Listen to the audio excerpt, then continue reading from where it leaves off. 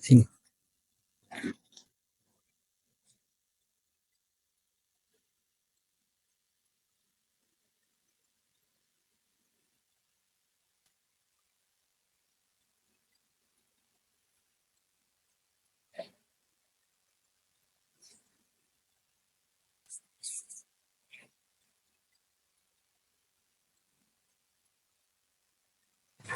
Bismillahirrahmanirrahim. Assalamualaikum warahmatullahi wabarakatuh. Alhamdulillahi rabbil alamin. Wabihi nasta'inu ala umuri dunya waddin. Wassalatu wassalamu ala ashrafil anbiya'i wal mursalin. Nabina Muhammadin wa ala alihi wa ashabihi wa man tabi'ahum bi ihsanin ila yaumiddin. Allahumma anfa'na bima 'allamtana wa 'allimna ma yanfa'una wa zidna 'ilma.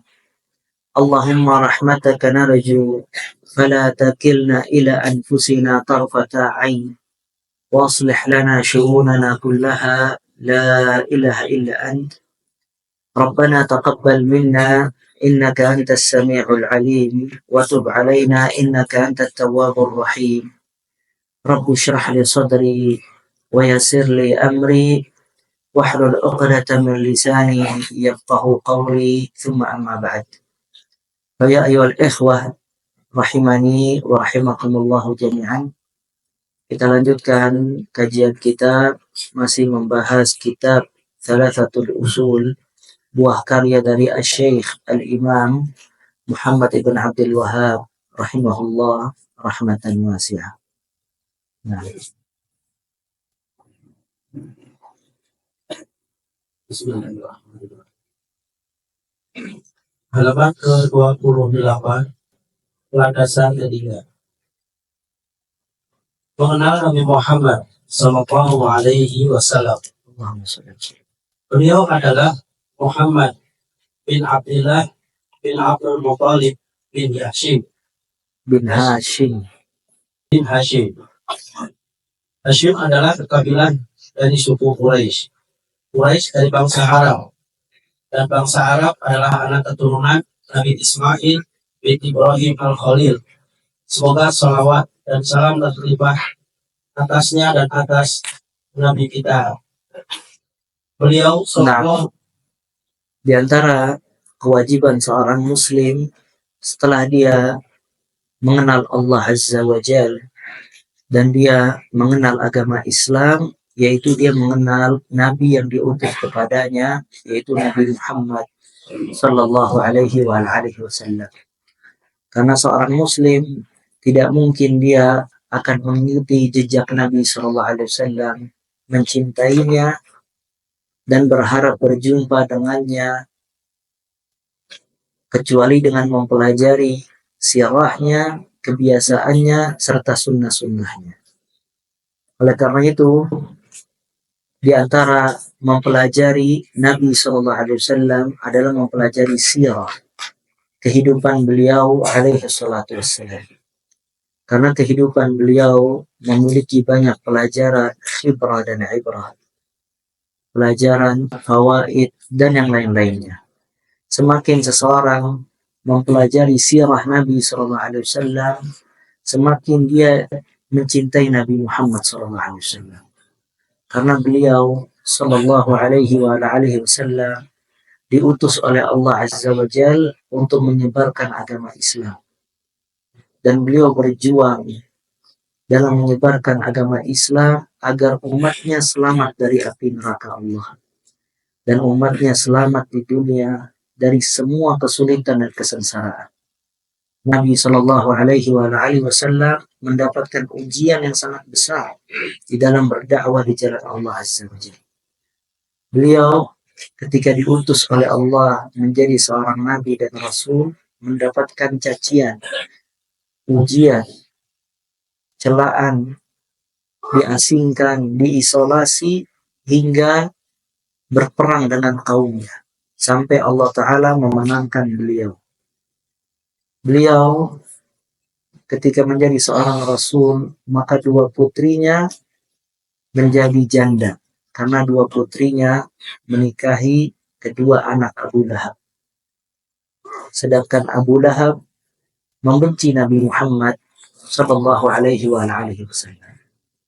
Maka Abu Lahab meminta kepada anaknya untuk menceraikan anak Nabi Muhammad sallallahu alaihi wasallam. Maka Nabi Muhammad sallallahu alaihi wasallam mendapati dua anaknya janda sekaligus. Dan dua anak ini yang kelak dinikahi oleh Utsman bin Affan radhiyallahu taala.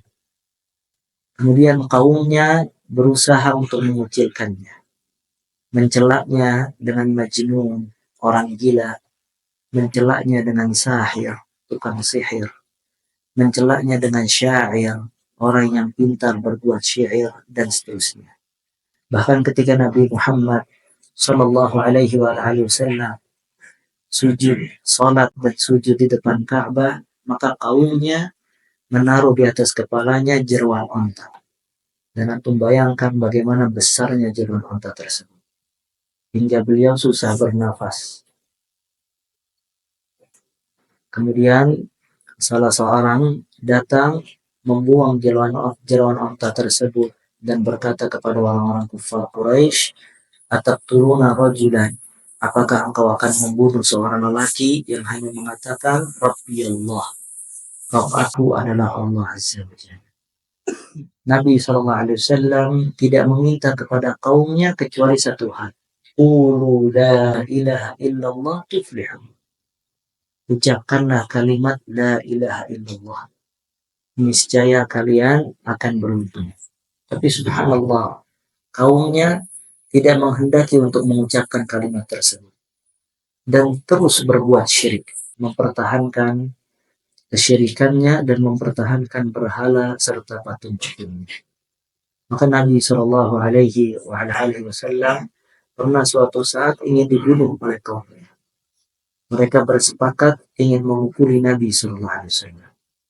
Ketika itu Abu Bakar As-Siddiq radhiyallahu taala an mengetahui, maka Abu Bakar menyelamatkan Nabi Shallallahu Alaihi Wasallam dan Abu Bakar dipukul dengan orang-orang.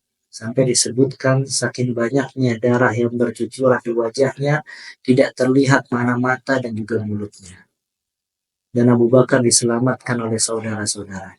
Dan subhanallah, ketika Abu Bakar tersadar, ibu dan anaknya meminta Abu Bakar untuk makan. Kata Abu Bakar As-Siddiq radhiyallahu taala an, aku tidak akan makan dan minum hingga aku melihat Nabi SAW. Maka dia digendong dan dipapah dalam keadaan sulit dan melihat Nabi SAW. Baru habis itu dia bisa makan dan minum dan minta doa kepada Nabi SAW agar ibunya masuk Islam. Dan Nabi SAW dibela oleh pamannya Abu Thalib. Dan pamannya Abu Thalib ditekan oleh orang-orang kufar Quraisy. Disuruh oleh orang-orang kufar Quraisy agar Nabi SAW diam, tidak berkata apapun juga. Maka Abu Thalib datang kepada Nabi SAW dan meminta Nabi SAW untuk diam. Maka kata Nabi SAW, ya ammi, wahai pamanku, kalau seandainya mereka menaruh matahari di tangan kananku dan bulan di tangan kiriku untuk meninggalkan la ilaha illallah, niscaya aku tidak akan meninggalkan la ilaha illallah. Maka pamannya kembali semangat membela Nabi Muhammad sallallahu alaihi wasallam. Kemudian Nabi sallallahu alaihi wasallam diisolasi oleh kaumnya. Kaumnya bersepakat di semua kabilah agar mengisolasi Nabi sallallahu alaihi wasallam, tidak dikasih makan dan tidak dikasih minum. Serta tidak ada satupun orang yang berjual beli dengan Nabi SAW bersama kaum muslimin.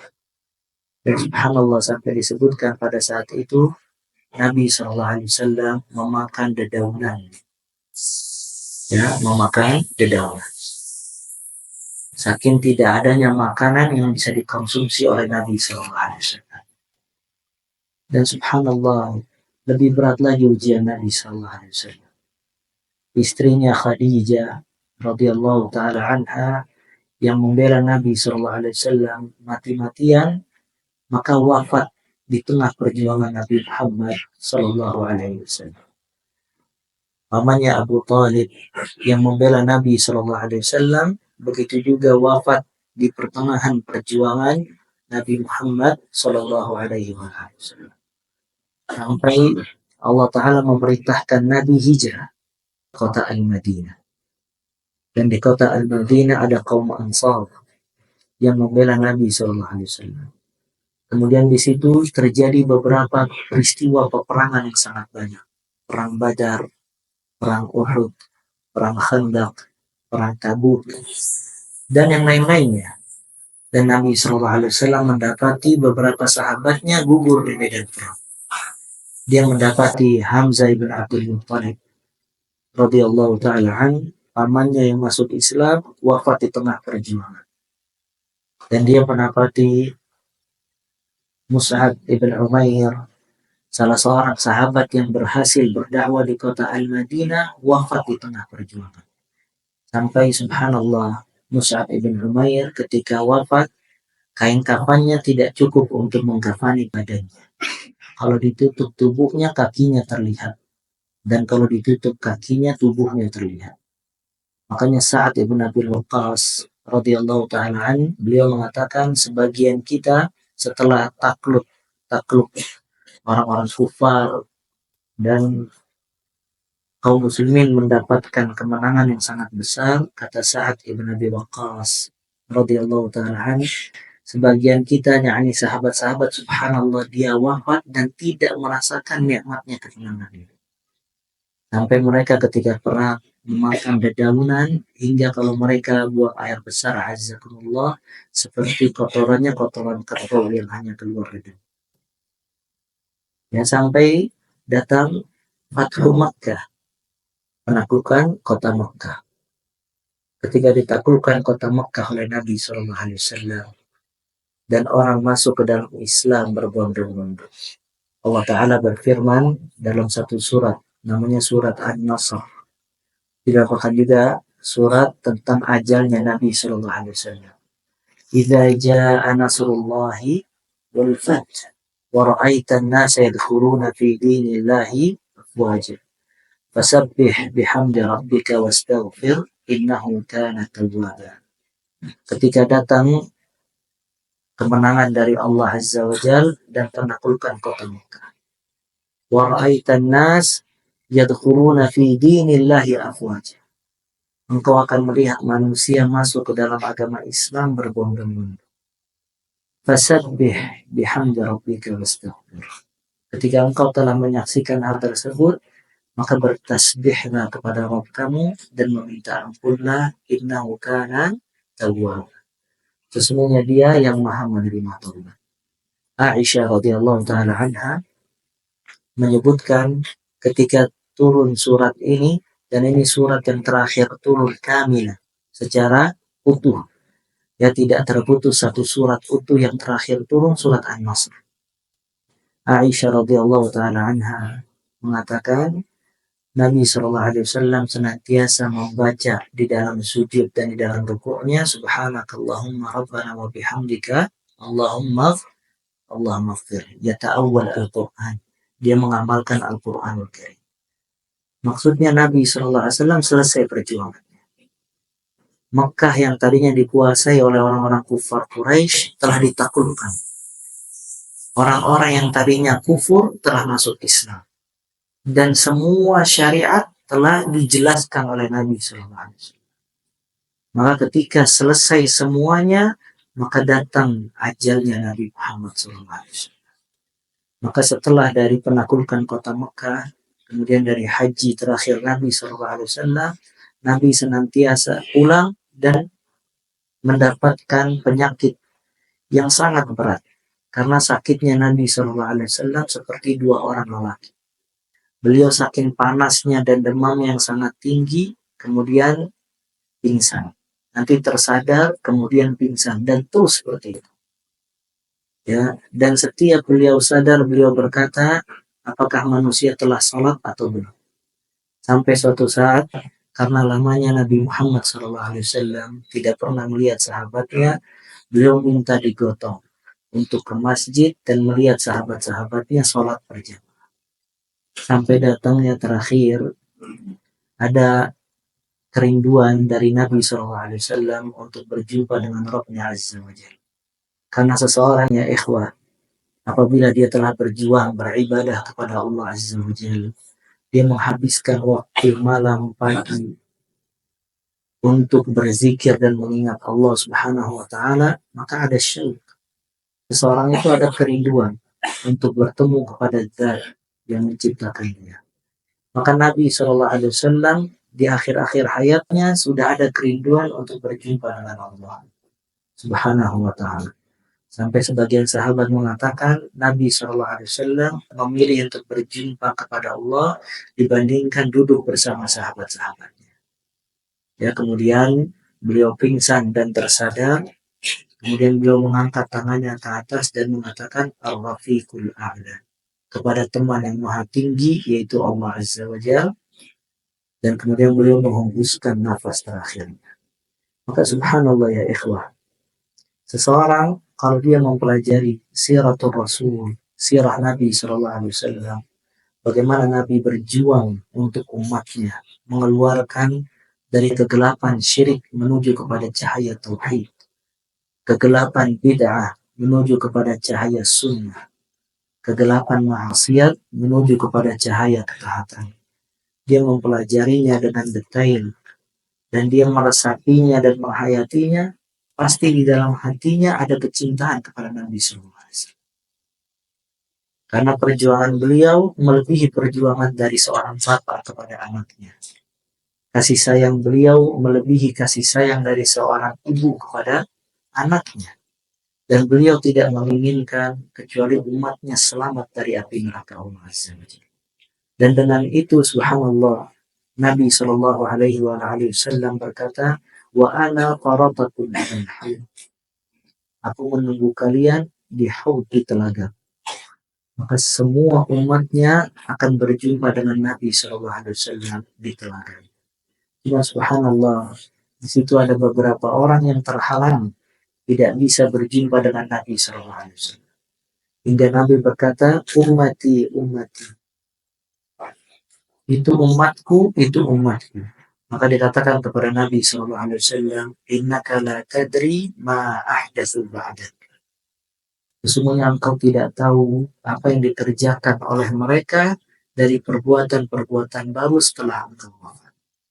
Makanya orang yang berbuat syirik, nasallallahu al-afiyah, orang yang berbuat bid'ah, orang yang berbuat dosa besar dan tidak bertaubat, dia terancam tidak bisa berjumpa dengan Nabi Muhammad sallallahu alaihi wa ala alihi wasallam. Maka dari itu sepatutnya bagi seorang muslim dia mempelajari tentang sirah, sejarah Nabi sallallahu alaihi wasallam, agar dia mencintai Nabi sallallahu alaihi wa ala alihi wasallam. Kemudian dia mempelajari kebiasaan-kebiasaannya, dia mempelajari sunnah-sunnahnya agar benar-benar bisa ittiba', mengikuti petunjuk Nabi Muhammad Sallallahu Alaihi Wasallam. Dan kita telah menjelaskan kalau seseorang ketika mengucapkan asyhadu anna Muhammadan abduhu wa rasuluh, aku bersaksi bahwasanya Nabi Muhammad Sallallahu Alaihi Wasallam hamba Allah dan Rasulnya, maka konsekuensinya adalah dia mentaati beliau, mempercayai semua kabar yang datang dari beliau, menjauhi semua larangan-larangan yang dilarang oleh beliau, dan tidak beribadah kepada Allah kecuali dengan yang disyariatkan oleh Nabi Muhammad Sallallahu Alaihi Wasallam. Dan subhanallah, kita diperintahkan oleh Nabi Sallallahu Alaihi Wasallam untuk mencintai Nabi melebihi dari semua manusia, yang menjadikan Nabi orang yang paling dicintai dan melebihi cintanya siapapun juga, baik dari orang tuanya, istrinya, anak-anaknya, dan semua manusia. Dan tidak akan sempurna iman seseorang sampai dia menjadikan Nabi Sallallahu Alaihi Wasallam adalah orang yang paling dicintai olehnya. Kata Nabi Sallallahu Alaihi Wasallam, la yu'minu ahadukum hatta akuna ahabba ilaihi min waladihi wa walidihi wa nasi ajma'in. Tidak sempurna iman salah seorang di antara kalian sampai aku lebih dia cintai dari orang tuanya, dari anaknya, dan dari seluruh manusia. Ya, dari semua manusia dia tidak mencintai kecuali Nabi Muhammad Sallallahu Alaihi Wasallam. Lihat ini Umar bin Khattab radhiyallahu taala an berkata kepada Nabi Sallallahu Alaihi Wasallam, Ya Rasulullah, la anta ahabbu ilayya min kulli syai' illa min nafsi. Wahai Rasulullah, sesungguhnya engkau lebih aku cintai dari segala sesuatu kecuali satu, nafsi, diriku. Artinya aku masih mencintai diriku dibandingkan engkau. Kata Nabi Shallallahu Alaihi Wasallam, la ya Umar, hatta akuna ahabba ilaika min nafsik. Jangan wahai Umar, sampai aku lebih engkau cintai, ya, dari segala sesuatu walaupun dirimu sendiri. Kata Umar kemudian Umar berkata, Al-an la anta ahabbu ilayya min kulli syai' hatta min nafsi. Sekarang engkau lebih aku cintai dari segala sesuatu walaupun diriku. Kata Nabi SAW, Al-ana ya Umar. Sekarang wahai Umar. Kata para ulama maksudnya sekarang baru sempurna imanmu wahai Umar bin Khattab radhiyallahu ta'ala. Dan semua sahabat subhanallah yang duduk bersama Nabi SAW, mereka tidak menginginkan kecuali ingin bersama Nabi di dunia dan di akhirat. Ada salah seorang sahabat, dia berkhidmat kepada Nabi SAW. Dia mengambilkan air wudhunya, berdiri di depan rumahnya menunggu kedatangan Nabi SAW dan seterusnya. Dan subhanallah, sahabat ini fakir. Ya, fakir, orang yang tidak memiliki harta. Maka Nabi SAW ketika melihat sahabat ini meluangkan waktu untuk berkhidmat kepada dirinya, Nabi menawarkan. Kata Nabi SAW, San, antum minta apa yang antum butuhkan. Karena waktu antum dihabiskan untuk berkhidmat kepada, maka minta dari perkara duniawiyah yang bisa aku bantu untuk rumah, kendaraan, istri atau yang semacamnya. Lihat subhanallah, sahabat himmah aliyah. Sahabat tidak ada tujuan kecuali akhirat. Dia minta as'alu murafaqataka fil jannah. Aku hanya meminta menemani kamu di surga. Dan subhanallah dia berkhidmat kepada Nabi SAW di dunia dan dia meminta kepada Nabi SAW agar bisa menemani beliau juga di akhirat. Maka kata Nabi SAW, awa ghaira dhalik, apakah ada yang lain atau tidak? Kata dia, cuma itu ya Rasulullah. Maka kata Nabi SAW, fa'inni ala dhalika bikathrati sujud. Tolonglah aku untuk mewujudkan hal tersebut dengan banyak sujud. Maksudnya banyak sujud apa? Banyak sholat. Maka dari hadis ini mengisyaratkan orang yang banyak sholat itu bisa bersama Nabi SAW di akhirat kelak. Ya, dia memperbaiki sholatnya, menjaga sholatnya, memperbanyak sholatnya, itu sebab dia bisa kumpul bersama Nabi Muhammad SAW. Dan subhanallah, lihat sahabat yang lain. Ada salah seorang sahabat berkata kepada Nabi SAW, bahwa dia sangat mencintai Nabi SAW. Dan dia tidak ada kesabaran kecuali ingin duduk di majelis Nabi SAW. Dan apabila dia pulang keluarganya, dia bercanda dengan istri dan anaknya. Ketika dia mengingat Nabi SAW, dia segera meninggalkan istri dan anaknya dan langsung berjumpa ingin melihat Nabi SAW. Cuma dia berkata kepada Nabi SAW, "Idza dzakartu mauti wa mautak." Kalau aku mengingat kematianku dan kematianmu, fa anta bi a'lal jannah ma'an nabiyyin. Engkau ya Rasulullah kalau wafat, engkau berada di atas surga, di surga yang tinggi bersama para nabi. Dan aku khawatir tidak bisa berjumpa denganmu di akhirat kelak. Subhanallah, sakata Nabi SAW. Nabi diam, tidak bisa menjawab. Hingga Allah menurunkan ayat dalam surat An-Nisa, "Wa may yuti'illaha war rasul fa ulaika ma'al ladzina an'ama Allahu 'alaihim minan nabiyyin wasiddiqin wasyuhada wassalihin wa hasuna ulaika rafiqa." Barang siapa yang taat kepada Allah dan Rasul, maka dia ma'an nabiyyin fa ulaika ma'al ladzina an'amta 'alaihim. Maka mereka bersama orang-orang yang kamu beri nikmat atas mereka. Siapa? Kalangan para nabi, wasiddiqin, orang-orang jujur, wasyuhada, orang-orang yang mati syahid, wassalihin, wa hasuna ulaika rafiqa. Dan mereka nanti di akhirat kelak sebaik-baik teman dan pendamping. Jadi ayat ini mengisyaratkan kalau seseorang ingin nanti di akhirat bersama Nabi Muhammad SAW, maka dia harus taatullah wa rasulih. Dia taat kepada Allah dan dia taat kepada Rasul SAW. Dan subhanallah ya ikhwah, berapa berat ibadah kita dibandingkan perjuangan Nabi SAW. Kita hidup subhanallah di zaman semuanya mudah. Kita dikasih rizki oleh Allah. Kita dikasih kemudahan. Kita bisa sholat 5 waktu tanpa penghalang. Kita bisa tilawatul Quran. Kita bisa datang majelis. Dan yang lainnya. Dan mereka dulu Nabi SAW dengan para sahabat berjuang untuk hal ini. Makanya subhanallah, seorang muslim bagaimana dia tidak ada kerinduan dengan nikmat yang dia rasakan sekarang ini atas perjuangan dari Nabi SAW. Sepatutnya kalau dia membaca sirah, dia mengetahui kalau ini semua atas izin Allah dan lewat perjuangan Nabi SAW. Makanya dia harus berjuang mengamalkan ajaran Islam dan sunnah Nabi SAW agar dia bisa kembali dengan Nabi SAW yang telah memperjuangkan umatnya sampai kita datang kemudahan, sampai kita merasakan kemudahan pada saat ini. Makanya ini subhanallah penting sekali seseorang mempelajari siapa sosok Nabi Shallallahu Alaihi Wasallam. Di sini disebutkan oleh Syekh Muhammad bin Abdul Wahab di antara mengenal Nabi Shallallahu Alaihi Wasallam yaitu mengenal nasabnya. Dia Muhammad ibn Abdullah ibn Abdul Muttalib ibn Hashim.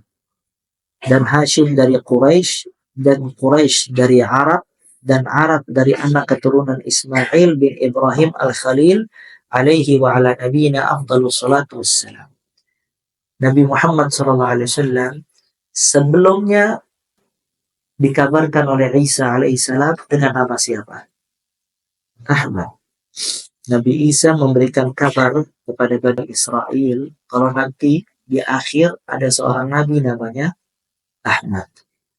Dan nama Ahmad nama yang memang terkenal di kalangan Arab. Sedangkan nama Muhammad itu nama yang tidak dikenal oleh kalangan Arab. Ya, sebagian ulama mengatakan jarang orang Arab yang memberikan nama anaknya Muhammad. Muhammad itu cuma 1-2 orang. Dan Muhammad itu artinya yang terkumpul semua sifat-sifat terpuji untuk dipuji. Maka dia ablagh, lebih dalam dibandingkan Ahmad. Dan siapa yang memberikan nama Muhammad? Siapa? Abdullah atau Abdul Muttalib? Yang memberikan nama Muhammad siapa?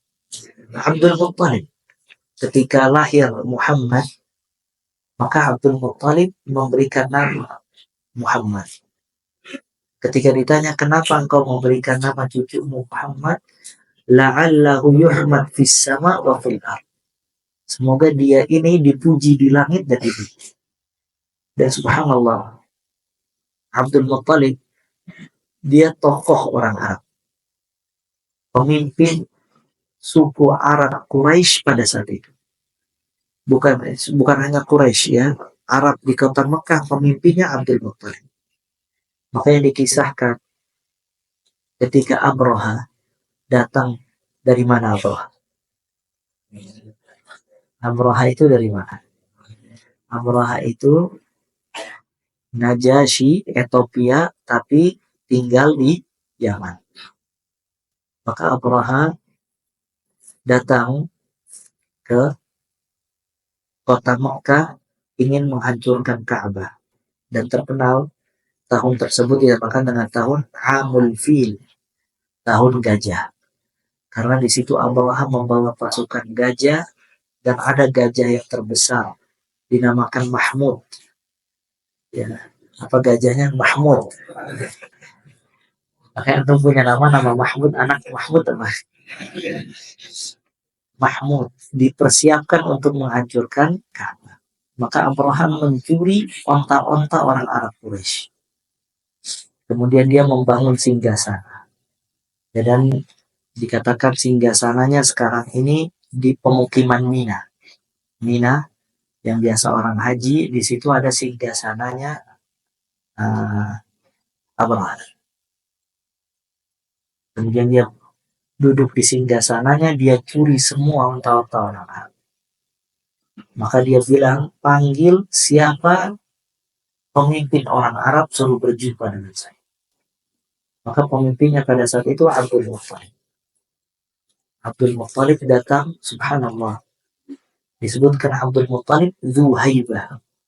Orang ngelihat wajahnya tahu kalau dia berwibawa, punya karisma. Ya, dan Abdul Muttalib terkenal dermawan. Sampai sedekahnya bukan hanya manusia. Hewan-hewan pun mendapatkan sedekahnya Abdul Muttalib. Burung semuanya makan dari makanannya, sedekahnya Abdul. Maka ketika datang menuju Abraha, subhanallah, Abraha yang turun dari singgasananya bertumpah dengan api. Sampai pengawalnya bingung. Kok kenapa Abraha yang turun? Karena kata para ulama, pemimpin yang tanpa mahkota jauh lebih berwibawa dibandingkan pemimpin dengan mahkota. Antum tahu nggak maksudnya? Pemimpin dengan mahkota merebut kekuasaan, itu kadangkala dia merebutnya dengan kudeta dan seterusnya. Makanya kadang sekelilingnya itu nggak suka sama dia, cuma karena takut dari hukuman, maka dia mengakui kepemimpinan orang yang memiliki mahkota. Sedangkan Abdul Muttalib, dia pemimpin tanpa mahkota. Dia diakui kepemimpinannya karena kebaikannya, sosialnya, kedermawanannya. Sampai semua orang sepakat kalau dia yang berhak untuk menjadi pemimpin. Maka Abdul Muttalib jauh lebih berwibawa dibandingkan Abraha. Hingga Abraha ketika melihat Abdul Muttalib turun dari singgasananya, menyapa dan mengajak berbicara. Kemudian Abraha berkata, kalau aku ingin menghancurkan Ka'bah, mada taf'al? Apa yang kamu ingin lakukan? Kata Abdul Muttalib, kembalikan onta-onta. Kaget Abraha. Kata Abraha, aku akan mengerjakan perkara yang besar. Kenapa kok kamu cuma minta onta? Maka di situ ada perkataan Abdul Muttalib yang masyhur. Ana Rabbul Ibil walil Ka'bah Rabb yahmis. Saya pemilik onta dan Ka'bah ada pemiliknya yang nanti akan menjaga Ka'bah tersebut. Akhirnya dibalikin ontanya Abdul Muttalib. Kemudian Abdul Muttalib menyuruh semua orang Arab untuk pergi ke bukit-bukit. Dan antum kalau lihat Mekah, Mekah itu perbukitan, beda dengan Madinah. Kalau Madinah itu rata dia. Kalau Mekah antum lihat, bangunan-bangunan itu kadang di atas bukit. Maka disuruh untuk pergi ke bukit. Ya, maka Abraha menyuruh pasukannya untuk menghancurkan Ka'bah lewat gajah yang besar tadi. Siapa? Mahmud. Dan subhanallah, Mahmud setiap menghadap Ka'bah dia tidak ingin jalan. Tapi setiap ke arah selain Ka'bah, kirinya, kanannya dia ingin berjalan. Dipukuli gajah tersebut Mahmud untuk menghancurkan Ka'bah, Mahmud tidak mau. Sampai terjadi satu tragedi yang sangat dahsyat. Yaitu Tayran Ababil Tarmihim Bihijaratin min sijil. Allah Ta'ala mengutus burung-burung dan burung itu membawa batu dari jahannam. Satu burung membawa 3 lewat mulutnya sama kedua kakinya. Maka burung-burung berbondong-bondong datang melempari orang-orang pasukan Abraha itu dengan batu-batu tadi. Ya, dengan batu-batu tadi. Maka orang kalau terkena batu yang dilempari oleh burung tadi, kata Allah, faja'alahum ka'asfin, maka mereka seperti daun yang dimakan ulat. Antum pernah lihat daun dimakan ulat? Daun itu kalau dimakan ulat kan bolong. Nah itu dia kalau kena batu dari atas kepala, maka kepala itu akan masuk nembus belakang. Ya, maka dilempari oleh burung-burung tersebut. Dan dikisahkan Abraha terkena lemparan batu tersebut, sempat dia selamat ingin balik ke Yaman, tapi dia mati di tengah perjalanan.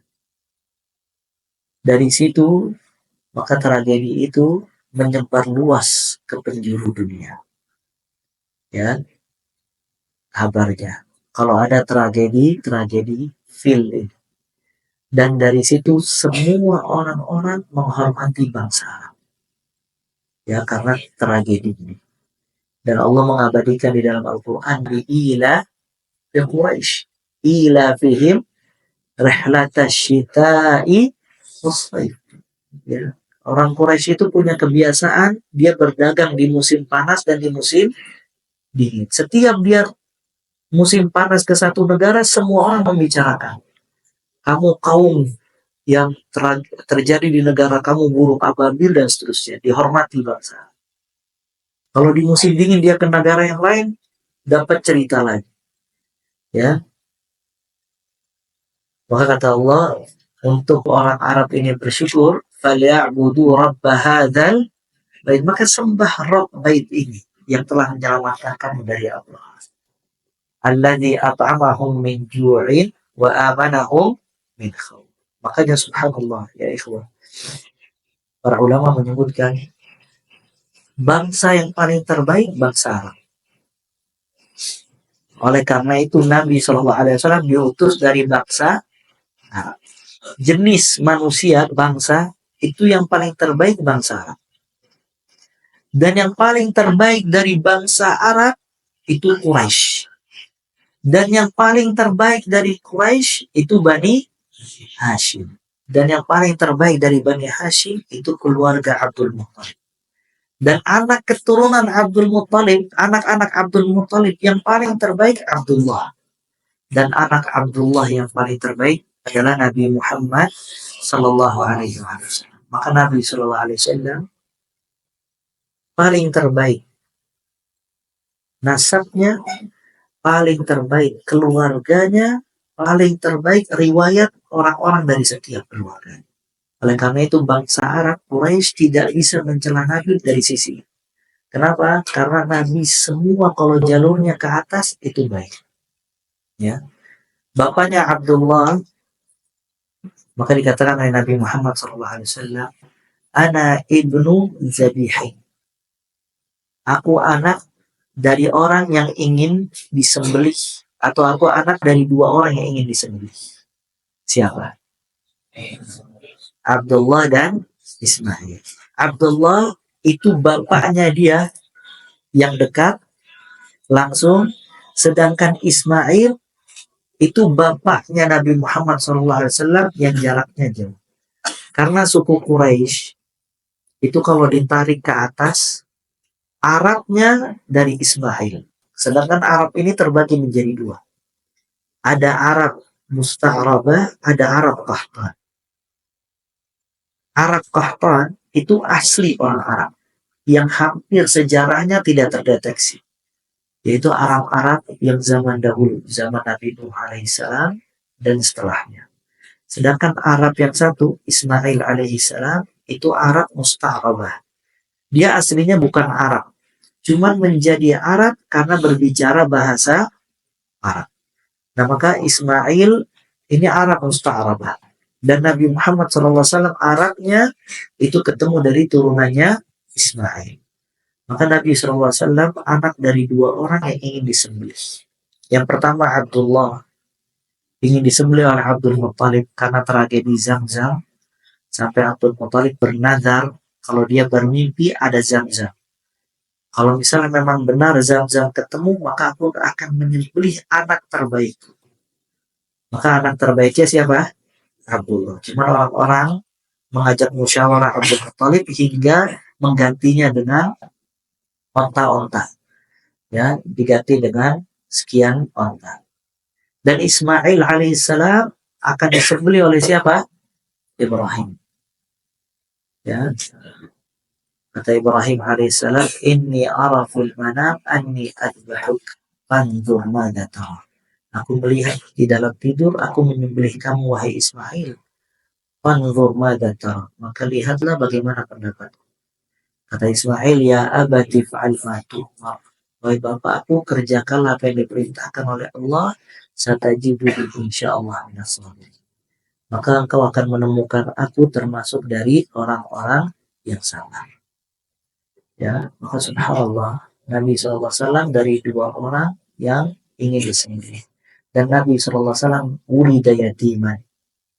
Dia lahir dalam keadaan yatim. Jadi lihat subhanallah, Nabi SAW lahir dalam keadaan yatim. Ketika masih kecil, ibunya wafat. Maka Nabi SAW tumbuh tidak bersama bapaknya dan sedikit mendapatkan kenangan dari ibu. Maka disebutkan di dalam riwayat kalau Nabi SAW bersama para sahabatnya pernah berjalan melewati kuburan. Di situ ada kuburan ibunya. Ibunya dikubur antara Mekah dengan Madinah.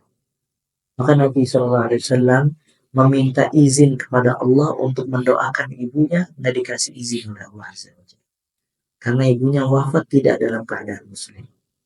Kemudian Nabi SAW meminta izin untuk berziarah ke kuburan ibunya, maka dikasih izin oleh Allah. Dan ketika itu Nabi SAW menangis. Dan dia mengatakan, aku merasakan sebagaimana umumnya manusia merasakan. Ya, ditinggal oleh orang tuanya, dalam keadaan orang tuanya tidak bisa didoakan olehnya. Dan subhanallah, semua anak lakinya wafat ketika kecil.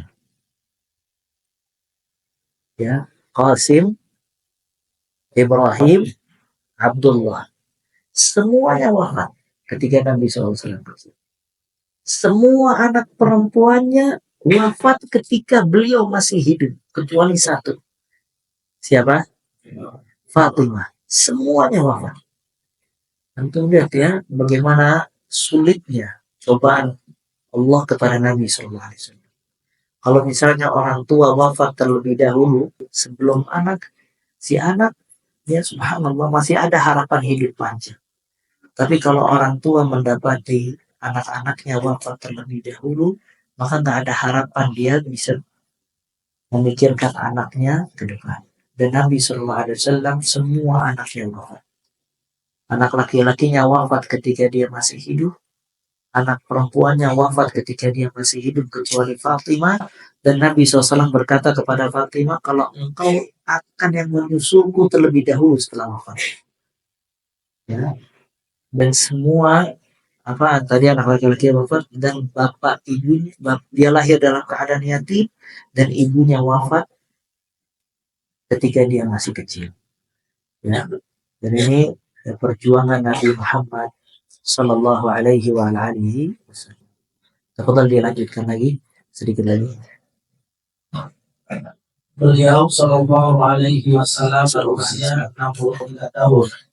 40 tahun kalinya sebelum beliau menjadi nabi dan 23 tahun sebagai nabi dan rasul. Beliau diangkat menjadi nabi dengan diawali wahyu yang berbunyi Iqra, surat Al-Alaq, dan menjadi seorang rasul dengan turunnya surat Al-Mudaththir.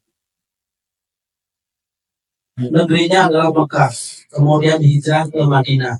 Allah mengutusnya untuk umur beliau 63 tahun. Dan beliau diutus menjadi seorang nabi dan rasul ketika usia 40 tahun. Dan dikatakan usia sempurnanya seseorang dari akalnya, sikapnya, cara berpikirnya itu 40 tahun. Makanya semua para nabi dan rasul diutus oleh Allah Azza wa Jalla ketika usia 40 tahun. Dan sebagian ulama, dia tidak ingin tahdits, dia tidak ingin meriwayatkan hadis dan berdakwah kecuali apabila usianya sudah 40 tahun. Di antara yang mengamalkan ini adalah Imam Ahmad bin Hanbal rahimahullah. Dan salah seorang muridnya datang ke Baghdad ingin menghadiri majelis Imam Ahmad, maka orang-orang mengatakan kalau Imam Ahmad masih di rumah belum mengisi di Masjid Jami' Baghdad. Dan tahun berikutnya dia datang, dia menemukan Imam Ahmad mengisi kajian. Maka dia mengetahui Imam Ahmad tidak meriwayatkan hadis kecuali apabila usianya sudah genap 40 tahun, ittiba mengikuti para nabi dan para rasul. Bahkan sebagian muhaddis dia menganjurkan untuk tidak menikah kecuali setelah 40 tahun. Ya, karena ilmu hadis ilmu yang sangat berat, harus meluangkan waktu dan siap menjadi fakir. Maka Nabi SAW diangkat menjadi nabi dan diutus menjadi rasul ketika usia berapa? 40 tahun. Sebelum 40 tahun Nabi SAW melakukan apa? Sedikit, ya, beberapa tahun sebelum genap 40 tahun. Nabi SAW melakukan i'tizal dan tahannuf, berdiam diri di goa. Nabi punya kebiasaan berdiam diri di goa untuk beribadah dengan sisa-sisa ajaran Nabi Ibrahim alaihissalam. Dan Nabi SAW tidak kuat melihat kebobrokan dan keburukan yang dilakukan oleh orang-orang Arab Quraisy. Orang Arab Quraisy, kalau antum baca sejarah, subhanallah, laulal Islam, kalau bukan Islam, mereka sangat-sangat buruk. Mereka pemakan riba. Kemudian mereka yang menindas orang yang lemah. Mereka seperti binatang, saling menjatuhkan dan mencakar satu dengan yang lainnya.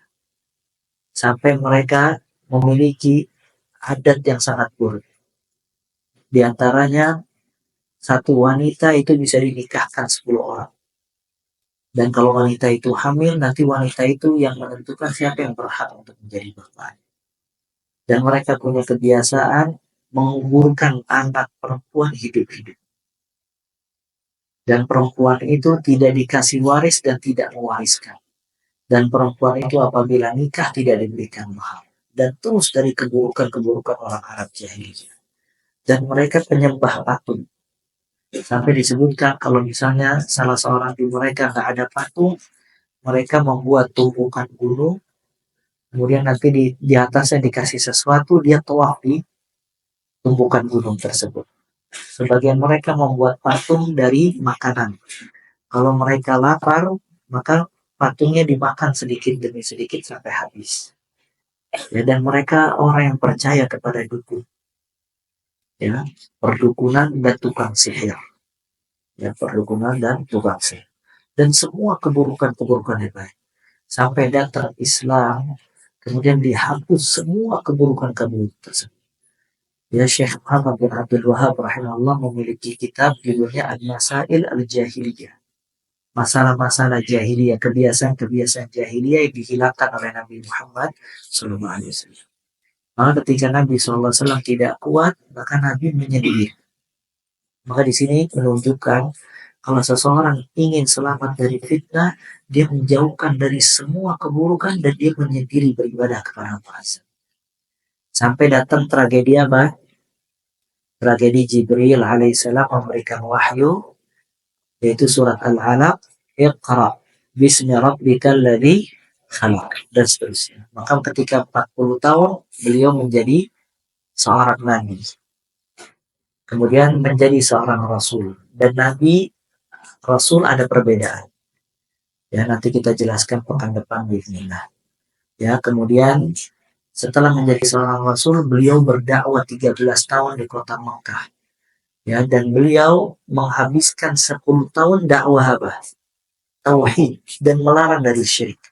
Sampai 3 tahun sebelum hijrah baru Allah wajibkan sholat dengan peristiwa Isra dan Mi'raj. Kemudian setelah itu baru Allah memerintahkan Nabi Muhammad SAW hijrah ke kota Al-Madinah. Dan terus ya, sampai beliau berdakwah sampai diwafatkan oleh Allah Azza wa Jalla pada usia 60 63 tahun. Mungkin kita cukupkan sampai di sini ya ikhwah. Ya, kita lanjutkan pekan depan bismillah taala. Wassallallahu wasallam wa baraka ala abdika rasulika Muhammad wa akhiru da'wana alhamdulillahi rabbil alamin.